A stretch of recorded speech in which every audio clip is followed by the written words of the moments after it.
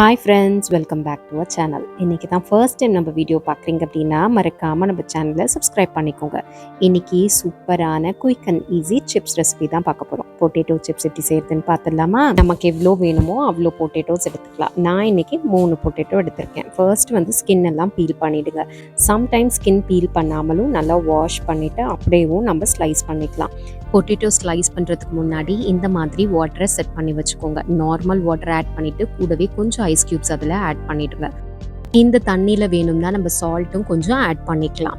Next வந்து பார்த்திங்கன்னா ஸ்லைசரில் வந்து நிறைய வெரைட்டிஸ் இருக்குது. ஸோ சிப்ஸுக்குன்னு ஒரு ஸ்லைசர் வந்து விற்பாங்க. அந்த ஸ்லைசர் வாங்கி பொட்டேட்டோஸை ஸ்லைஸ் பண்ணிக்கோங்க. அப்போ தான் உங்களுக்கு அதே தின்னாக நீட்டாக ப்ராப்பராக வரும்.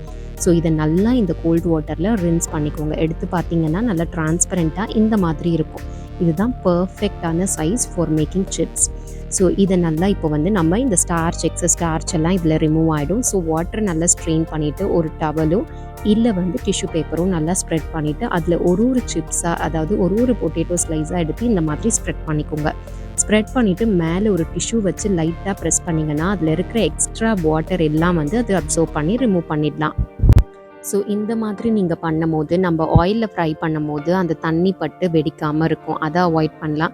அதே மாதிரி சீக்கிரமாக வந்து பொட்டேட்டோ குக் ஆகும். அதில் இருக்க மாய்ஸ்சர் கொஞ்சம் நம்ம ரிமூவ் பண்ணிட்டோம் அப்படின்னா. ஸோ இது ஒரு ஸ்டேஜில் பண்ணிவிட்டு ஒரு பிளேட்டில் அழகாக நீங்கள் ட்ரான்ஸ்ஃபர் பண்ணி ரெடியாக வச்சுக்கோங்க. இப்போது ஒரு பெரிய கடாய் எடுத்து கடலெண்ணெய் அதில் ஆட் பண்ணிக்கோங்க. கடலெண்ணெயில் ஃப்ரை பண்ணிங்கன்னா இன்னும் சூப்பராக டேஸ்ட் வந்து நல்லாயிருக்கும். ஆயில் சூடாகிறதுக்குள்ளே இந்த மாதிரி பொட்டேட்டோ ஸ்லைஸ் எல்லாம் எடுத்து ஒரு பிளேட்டில் வச்சுக்கோங்க, ரெடியாக நம்ம ஃப்ரை பண்ணுறதுக்கு. அதே மாதிரி இன்னொரு பவுல் எடுத்து அதுலேயும் நல்லா டிஷ்யூ போட்டு அதையும் ரெடியாக வச்சுக்கோங்க. நம்ம ஃப்ரை பண்ணி எடுத்ததுக்கப்புறம் இந்த டிஷ்யூ பவுலில் நம்ம ஆட் பண்ணிட்டோம் அப்படின்னா இருக்கிற எக்ஸஸான ஆயில் எல்லாம் அதை ரிமூவ் பண்ணுறதுக்கு ஹெல்ப் பண்ணும். ஸோ இப்போ ஆயில் நல்லா சூடானதுக்கப்புறமா ஒரு ஸ்லைஸாக ஆட் பண்ணுங்கள். ஆட் பண்ணிவிட்டு கொஞ்சம் நல்லா ஃப்ரீயாக அந்த பொட்டேட்டோ ஸ்லைஸ் எல்லாம் நல்லா வந்து ஃப்ரை ஆகிறதுக்கு கொஞ்சம் ஸ்பேஸ் இருக்கிற மாதிரி பார்த்துக்கோங்க. நிறைய பொட்டேட்டோஸ் ஆட் பண்ணிங்கன்னா ஒழுங்காக ஃப்ரை ஆகாது.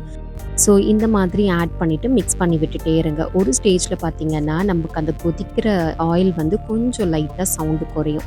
அந்த ஸ்டேஜில் பார்த்திங்கன்னா ஆல்மோஸ்ட் எல்லா பொட்டேட்டோஸும் வந்து ஃப்ரை ஆகிருக்கும். ஸோ இன்னும் கூட நீங்கள் கொஞ்சம் கலர் மாறியும் எடுக்கலாம். ஸோ அது வந்து சேஃபர் சைட். ஸோ ரொம்ப பர்னும் ஆகாது, அதே மாதிரி அன்குக்டாகவும் இருக்கக்கூடாது. அந்த மாதிரி பார்த்து கரெக்டாக ப்ராப்பராக வந்து எடுத்துக்கோங்க.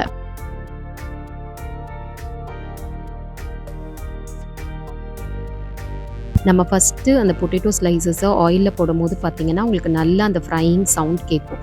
அந்த சவுண்டு வந்து நல்லா செட்டில் ஆனதுக்கப்புறம் பார்த்திங்கன்னா பொட்டேட்டோஸ் வந்து பர்ஃபெக்டாக ஃப்ரை ஆகிருக்கும். கலரும் இந்த மாதிரி மாறி இருக்கும். ஸோ இது வந்து ப்ராப்பர், அதாவது பர்ஃபெக்ட் டெக்ஸ்சருங்க பொட்டேட்டோஸ் வந்து நம்ம ஆயிலேருந்து எடுக்கிறதுக்கு. ஸோ இந்த ஸ்டேஜில் வந்து எடுத்துகிட்டு நம்ம டிஷ்யூ போட்டு வச்சுருக்க பேப்பர்லேயோ இல்லை பவுல்லையோ வந்து மாற்றிக்கலாம்.